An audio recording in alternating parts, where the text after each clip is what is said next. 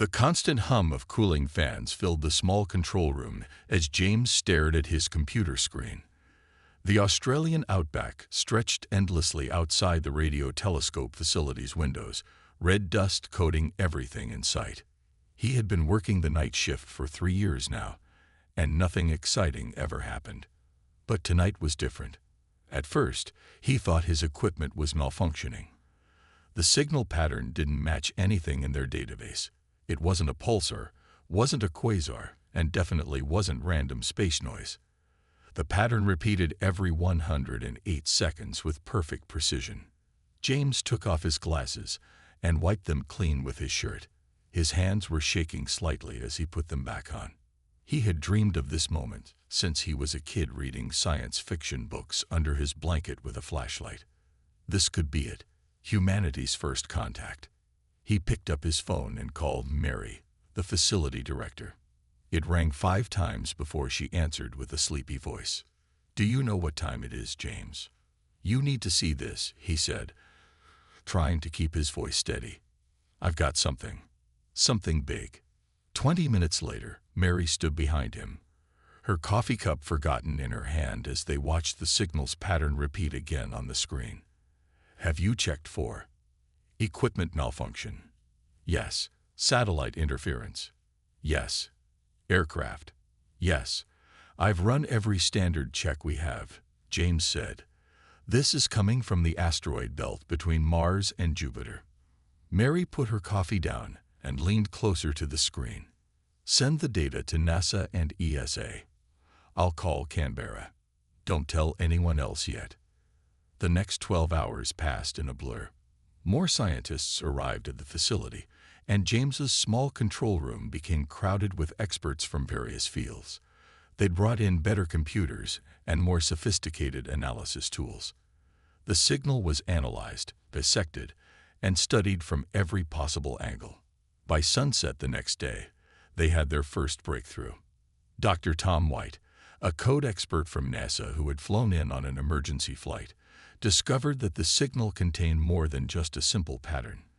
It was a message encoded in a mathematical language.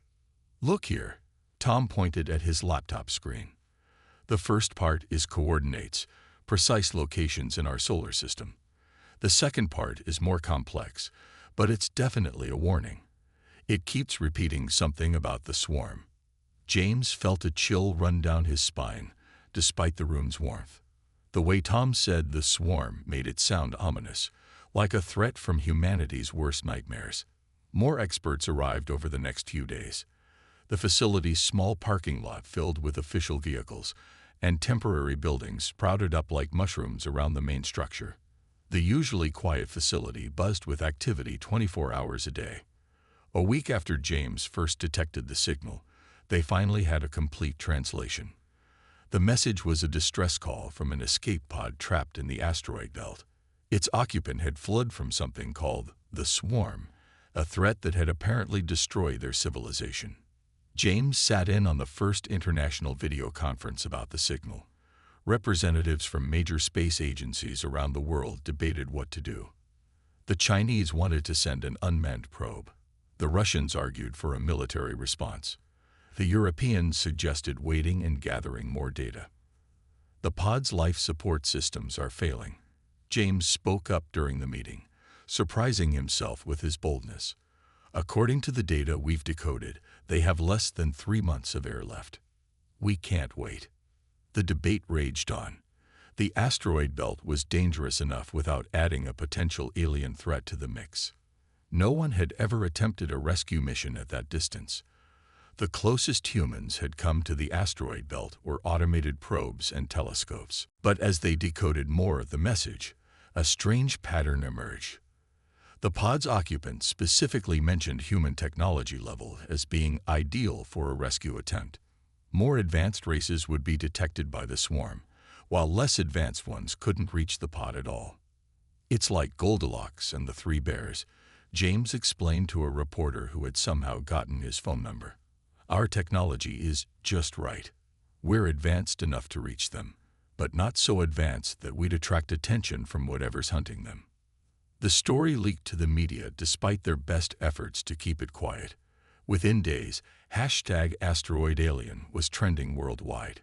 People gathered outside space agency buildings with signs reading, "Save them," and humanity's first rescue mission. Public pressure mounted. Political leaders couldn't ignore the story anymore.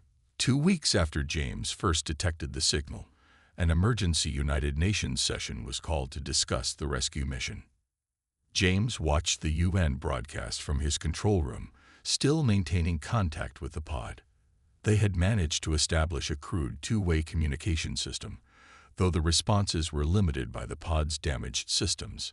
The pod's occupant could only send basic messages, but they painted a terrifying picture. Their civilization had been far more advanced than humanity's, with technology that seemed like magic to human scientists. But that same technology had attracted the Swarm, a collective of autonomous machines that sought out and destroyed advanced civilizations. Why do they do it? James had asked through their simple communication system. The answer came back in brief pulses. Unknown. Perhaps fear. Perhaps programming. They hunt technology above certain level. Your level safe. For now. The UN session lasted 3 days.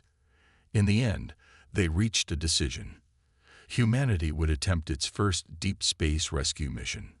The risks were enormous, but the potential rewards, both in terms of knowledge and moral obligation, were even greater. James stayed at his post, maintaining contact with the pod.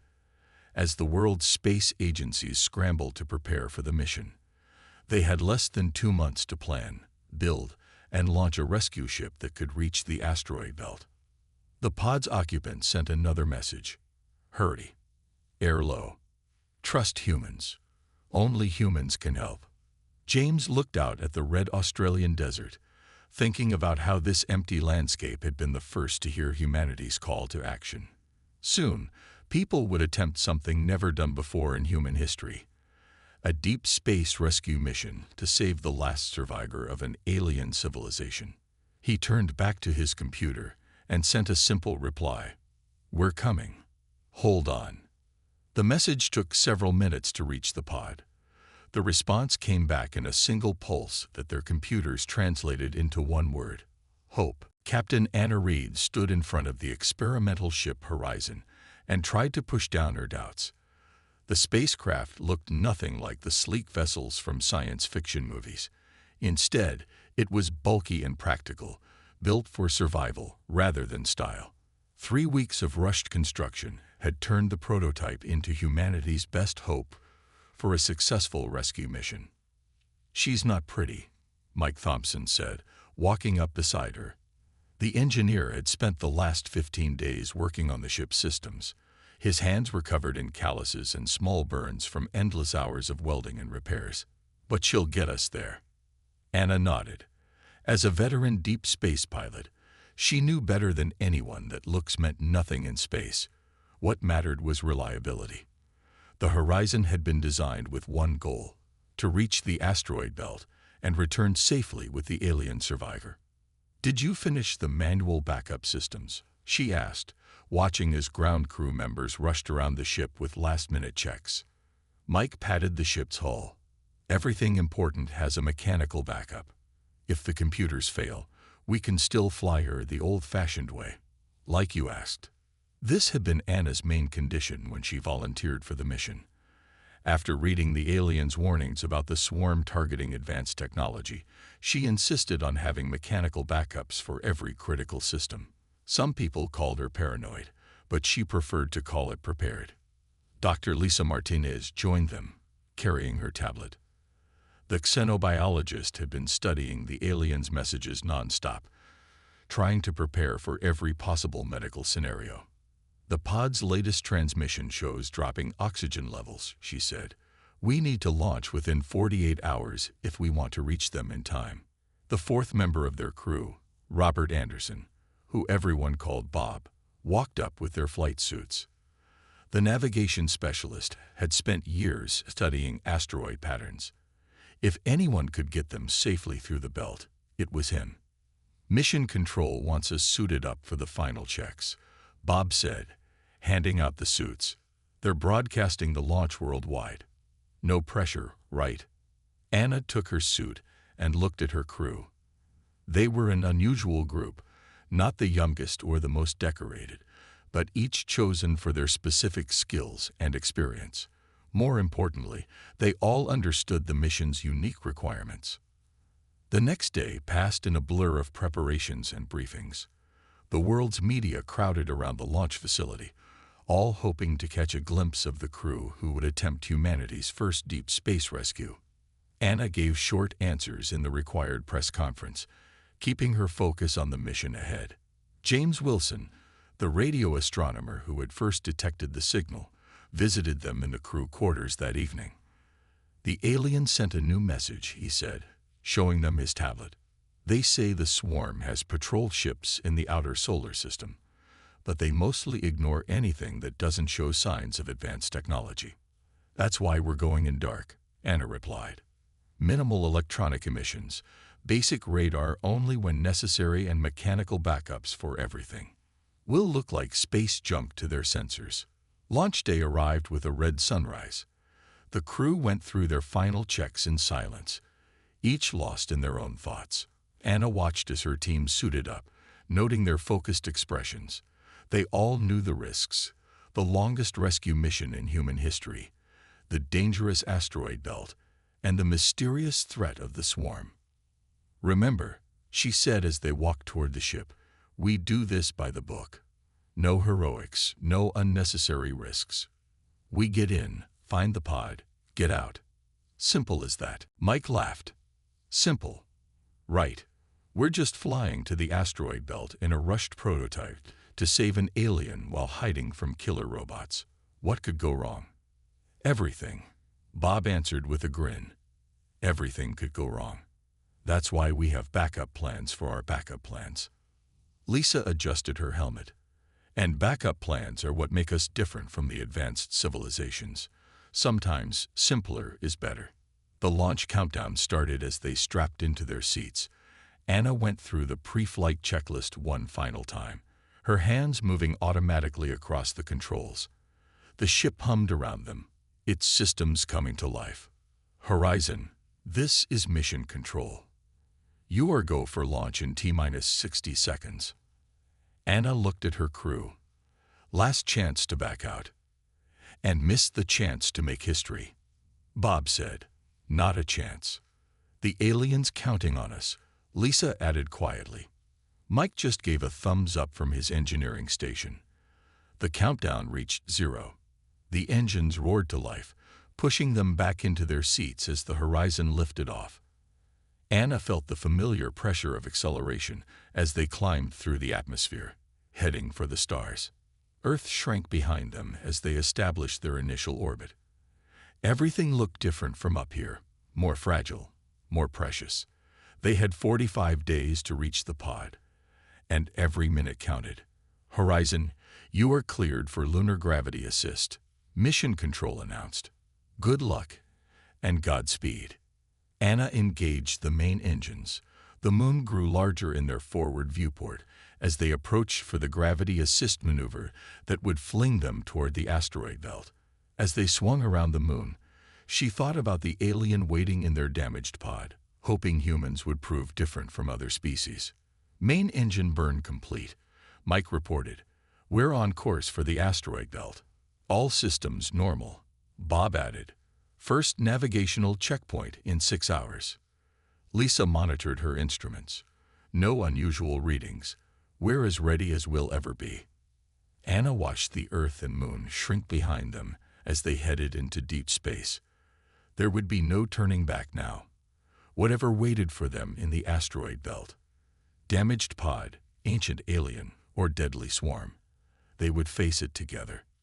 Well, she said to her crew, let's go make history. After 30 days in space, the asteroid belt loomed ahead of the horizon like a scattered minefield. Bob stood at the navigation console, studying the patterns of rocks through their basic radar system. They had switched off most of their advanced sensors to avoid detection, making their approach more challenging but safer. I found a path through, he said, pointing to a gap between two large clusters of asteroids. It's tight, but we can make it if we time it right. Anna nodded, her hands steady on the manual controls. They had practiced this approach countless times in simulators, but the real thing felt different. These weren't computer graphics anymore. They were actual chunks of space rock that could tear their ship apart. "Mike, how are our shields holding up?" she asked. The engineer checked his mechanical gauges. "Basic armor plating is at full strength. We're as ready as we'll ever be." He had replaced their advanced energy shields with layers of simple metal plating, making the ship less detectable, but just as tough. Lisa spoke up from her station, where she monitored their limited communications. "I'm picking up more debris than we expected. Some of these pieces, they don't look natural." The crew fell silent as they approached the first scatter of debris. Through the viewport, they could see twisted pieces of metal floating among the asteroids. The fragments were clearly not from Earth. Their design was too advanced, too alien. "Are those shipwrecks?" Mike asked, pressing his face closer to the window. Lisa consulted her notes from the aliens' messages. The pod mentioned a battle. This must be where it happened. As they pushed deeper into the belt, they found more evidence of the conflict. Massive pieces of unknown alloys drifted past their ship, some bearing scorch marks and others torn apart by powerful weapons. The wreckage told a story of a desperate fight and a devastating defeat. "Look at that," Bob whispered, pointing to a particularly large piece of debris. It was clearly part of a ship's hull, covered in strange symbols that seemed to shift and change as they watched. Anna steered them carefully around the wreckage. "Stay focused. We're not here to salvage. We're here to save someone." A sudden beeping from Lisa's station made everyone jump. "I'm getting a signal," she announced. "It matches the pod's frequency. We're getting closer." The signal grew stronger as they navigated deeper into the belt. The debris field became thicker, forcing Anna to make constant adjustments to their course. Bob called out warnings as asteroids shifted around them, his voice steady despite the tension. "Wait," Mike said suddenly. "Cut the engines." Anna responded instantly, trusting her engineer's instincts. The horizon drifted silently among the asteroids as Mike pointed to something through the viewport.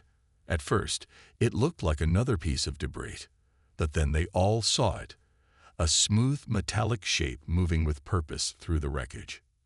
"Swarm Scout," Lisa whispered, checking the aliens' warnings. "They're still out here, watching." The crew held their breath as the scout passed nearby. Their ship's simple systems and basic hull plating made them look like just another piece of space junk. The scout's sensors swept over them, but it showed no sign of interest in their vessel. "It's just like the pod said," Mike said after the scout disappeared among the asteroids. "They ignore anything that doesn't show signs of advanced technology. Our primitive ship is actually keeping us safe." Anna waited a few more minutes before carefully restarting their engines. "Let's hope the rest of their warnings are just as accurate." "How close are we to the pod's location?" "Very close," Bob replied. "Signal is getting stronger. It should be somewhere in that dense cluster ahead." They approached slowly, using minimal power. The cluster of asteroids was more crowded than any they'd seen so far, with rocks ranging from the size of cars to small mountains. Navigating through them would take all their skill. Lisa's station beeped again. "I'm getting a clear transmission. The pod is transmitting directly to us now." The message was simple but clear. "Humans came. Thank you. Warning. Air very low. Must hurry." "Can you get a fix on their exact location?" Anna asked. Bob worked with his basic instruments, combining the signal data with visual observations. "There," he said finally, "between those two large asteroids. See that metallic glint?" They all looked where he pointed. At first, it was hard to spot among the chaos of spinning rocks, but then they saw it, a sleek escape pod, wedged tightly between two massive asteroids. Unlike their own ship, its design was incredibly advanced, with surfaces that seemed to bend light around them. "No wonder they couldn't risk using their emergency systems," Mike said. "That level of technology would attract the swarm like moths to a flame." As they watched, another scout ship passed in the distance, its sensors sweeping the area. The pod remained perfectly still, all its advanced systems shut down to avoid detection. Only its basic life support and emergency beacon were still running. "How do we get to them?" Bob asked. "Those asteroids are moving. One wrong shift, and—" Anna studied the situation.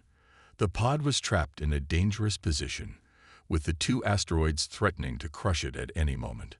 Their ship had to somehow get close enough to attempt a rescue without being crushed themselves. "Mike," she said, "remember that crazy idea you mentioned during training? The one with the magnetic grapples?" The engineer grinned.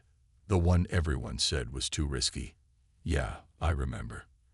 And I packed the equipment just in case." "Good," Anna replied, "because we're going to need it. Lisa, send a message to the pod. Tell them to prepare for rescue, but they need to keep their systems dark. We'll do all the work." Lisa transmitted the message while Mike headed to prepare the grappling equipment. Bob started calculating the complex movements of the asteroids, trying to predict the safest moment for their attempt. Through the viewport, they could see their target clearly now. The pod was about the size of a small car, its once beautiful surface scarred by impacts and radiation. It had been out here for months, hiding from the swarm, waiting for help that could only come from a civilization primitive enough to avoid detection. "Message from the pod," Lisa announced. They say they knew humans would come. They saw our broadcasts, our music, our art. They saw our determination to help others, even at great risk to ourselves. They chose us because we still remember what it means to be afraid, to hide, to survive." Anna looked at her crew, seeing the same determination in their eyes that she felt in her heart. They had come too far to fail now. Somewhere in that pod was the last survivor of an advanced civilization, waiting for humanity to prove that sometimes being less advanced didn't mean being less capable. "All right," she said, starting their final approach. "Let's show them what humans can do." Mike's magnetic grapples looked like oversized fishing hooks, connected to thick metal cables. He had built them from simple parts, strong enough to pull heavy loads, but basic enough to avoid detection. Now he stood in the airlock, checking the launching mechanism one final time. "Remember," he said through the radio, "we only have 4 shots at this. Miss all 4, and we're out of options." Anna kept the horizon steady, fighting against the gentle pull of the asteroids around them. "Bob, how long until the next safe window?" 7 minutes, the navigator replied, watching the spinning rocks. "The asteroids will align for about 30 seconds. That's our chance." Lisa monitored their basic radar. No swarm scouts detected nearby. But that could change any minute. The crew waited in tense silence as the minutes ticked by. They could see the alien pod clearly now through the viewport. Its surface had a strange, shifting quality, like oil on water.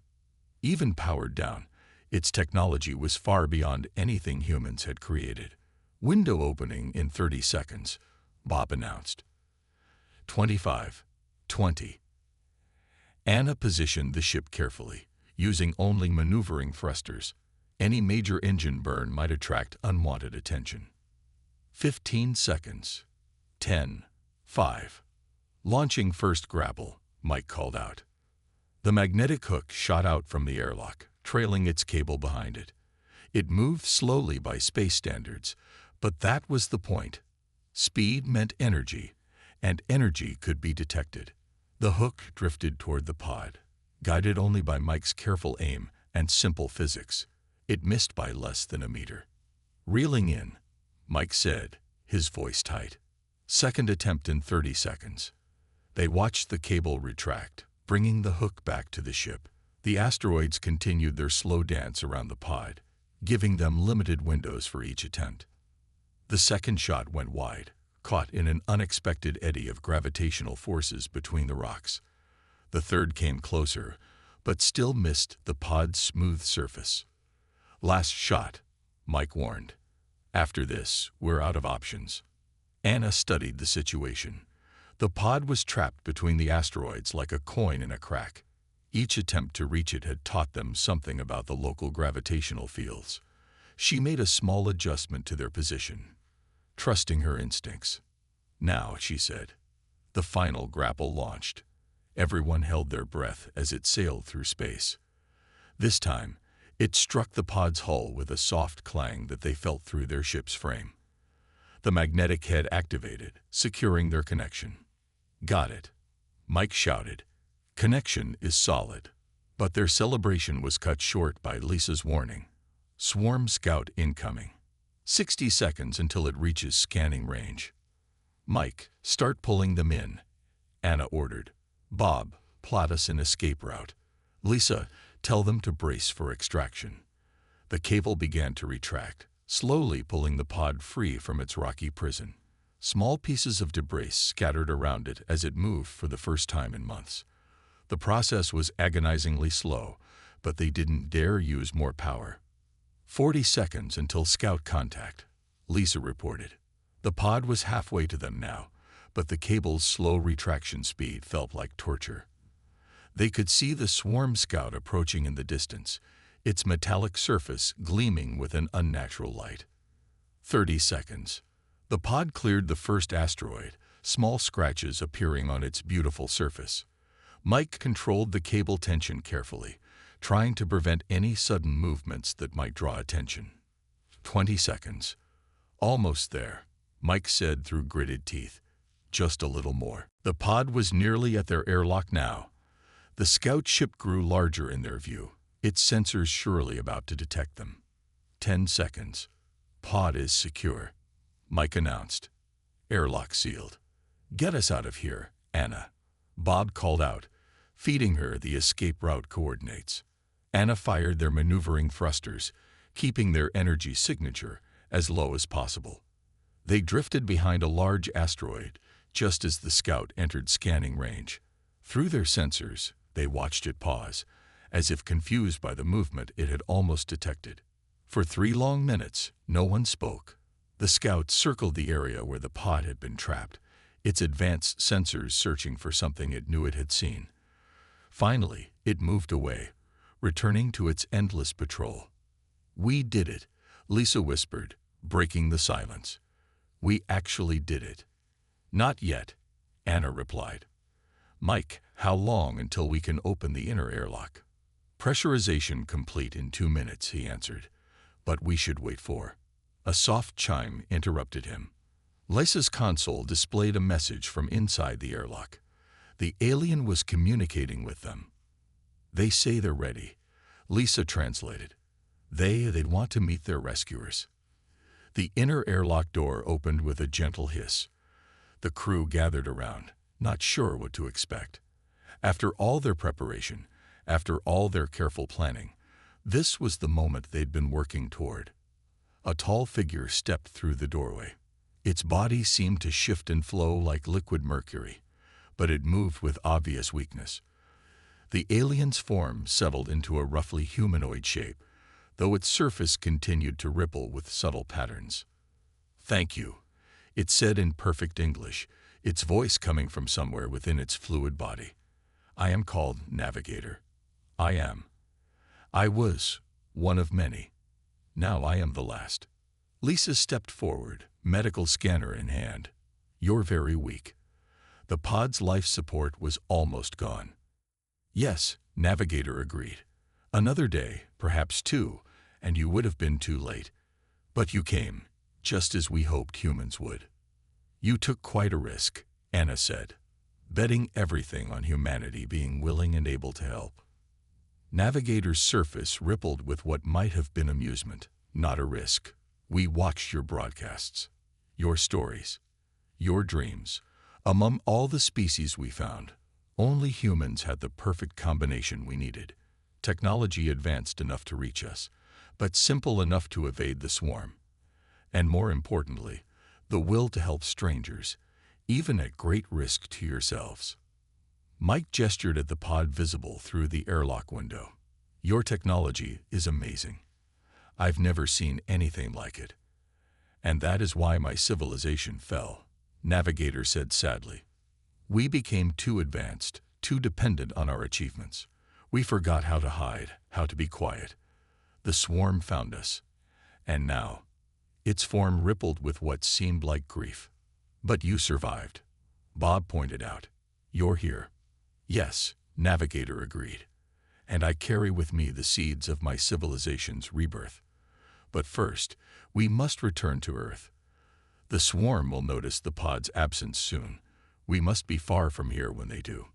Anna nodded and turned to her crew. You heard our guest. Let's go home.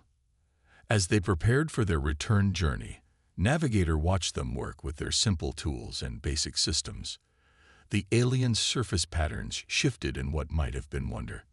Perhaps, it said quietly, being the most advanced is not always the same as being the most capable. The journey back to Earth was faster than their outbound trip, but every moment felt charged with new tension.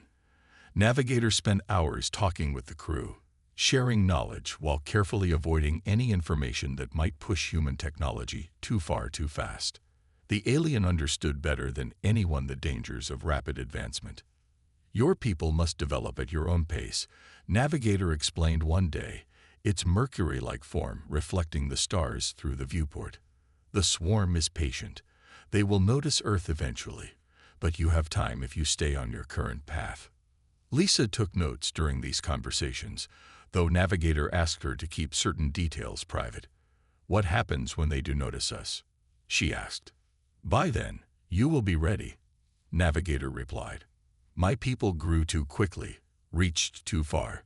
We built wonders but forgot wisdom. Humans are taking a better path.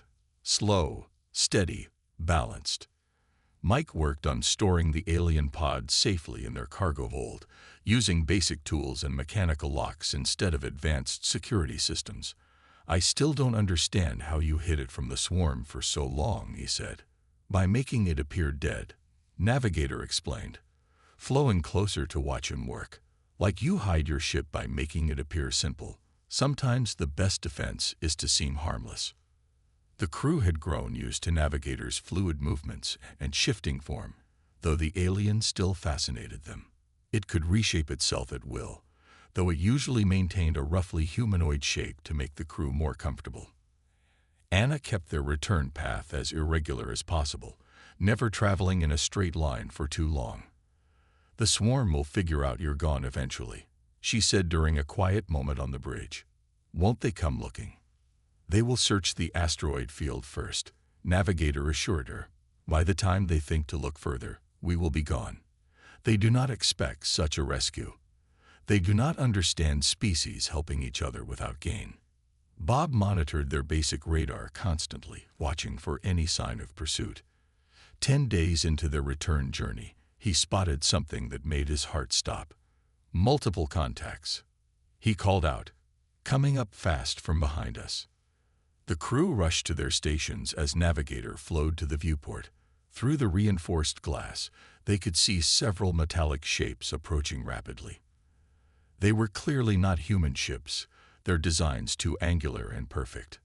Swarm scouts, Navigator confirmed, its surface rippling with concern. They must have discovered the pod's absence sooner than expected. Can we outrun them? Anna asked, already knowing the answer. Their simple engines were no match for the swarm's advanced propulsion. No, Navigator said, but perhaps we can outsmart them. The alien's form shifted thoughtfully. Your ship's simplicity protected us before. It can protect us again, but we must appear even more primitive. Mike understood first. We need to look like space junk. Complete shutdown. Drift with minimal life support. Anna nodded and began powering down systems. The horizon's lights dimmed, its engines fell silent, and soon they were drifting through space like a dead ship. The crew watched in tense silence as the scout ships approached. They are scanning, Navigator whispered, its form barely visible in the dim emergency lighting. Stay still. Stay quiet. The scouts surrounded their ship, their sleek forms visible through every viewport. They were beautiful in a terrifying way, their surfaces covered in patterns that hurt the eyes if watched too long. Advanced sensors swept over the horizon again and again. Minutes stretched like hours as they drifted, playing dead. The crew barely breathed, though they knew the swarm couldn't detect such small signs of life. Finally, after what seemed like forever, the scouts began to move away. "They see what they expect to see," Navigator said softly. "A primitive vessel, dead in space. Not worth their attention." Once the scouts were gone, Anna carefully restored power to essential systems. They had lost time with the shutdown, but no one complained. They were alive, and that was what mattered. As Earth grew larger in their viewport, Navigator spent more time with each crew member, sharing carefully chosen pieces of knowledge. To Lisa, it gave basic principles of xenobiology that wouldn't advance human science too quickly. To Mike, it explained simple improvements to their existing technology that wouldn't attract attention. To Bob, it taught navigation techniques that used existing instruments in new ways. "Your people are ready for these small steps," it explained. "And each step must be earned, must be understood completely before the next is taken." Finally, after 42 days in space, the Horizon approached Earth orbit. As they started their entry sequence, Navigator gathered the crew one last time. "What I carry with me," it said, its surface swirling with complex patterns, "is more than genetic material. It is my people's history, their art, their music, everything that made us who we were. I will need humanity's help to preserve this heritage, to give my civilization a second chance." "Of course we'll help," Lisa said. "But won't that attract the swarm?" Navigator's form rippled with what they had learned to recognize as amusement. "No, because we will do it the human way. Slowly, carefully, with simple technology and wisdom learned from past mistakes. My people's rebirth will take generations, but this time, we will grow stronger roots." The Horizon landed at a secret facility in the desert, far from prying eyes. As the crew prepared to disembark, Navigator made one final transformation. Its liquid form solidified into a more stable shape, one that could pass for a human in a protective suit. "This is how I will live among your people," it explained. "Learning, teaching, helping prepare humanity for what lies ahead. The swarm is not the only danger in the galaxy, but neither is advanced technology the only answer." The crew said their goodbyes one by one. Each felt changed by their experience, understanding now that humanity's greatest strength might not be its achievements, but its potential, the long, steady path of growth that lay ahead. "Remember," Navigator said as they parted, "you were chosen not just because your technology level was right, but because your hearts were right. Humanity's willingness to help others, to risk everything for strangers. That is a power the swarm will never understand." Anna looked back at the Horizon, its simple design now a source of pride rather than embarrassment. "Sometimes," she said, "the best way forward is the slow way." "Yes," Navigator agreed. "And sometimes, those who seem least advanced are the most prepared for the future. Humanity is young, but you are on the right path. Keep walking it, one step at a time, and you will be ready when the galaxy needs you again." As they walked away from the ship, Navigator's words hung in the air like a promise, a glimpse of a future where humanity's greatest strength wasn't its technology, but its heart. A future they would reach not in great leaps, but in careful steps, guided by wisdom learned from those who had gone too far, too fast. The rescue mission was over, but humanity's real journey was just beginning.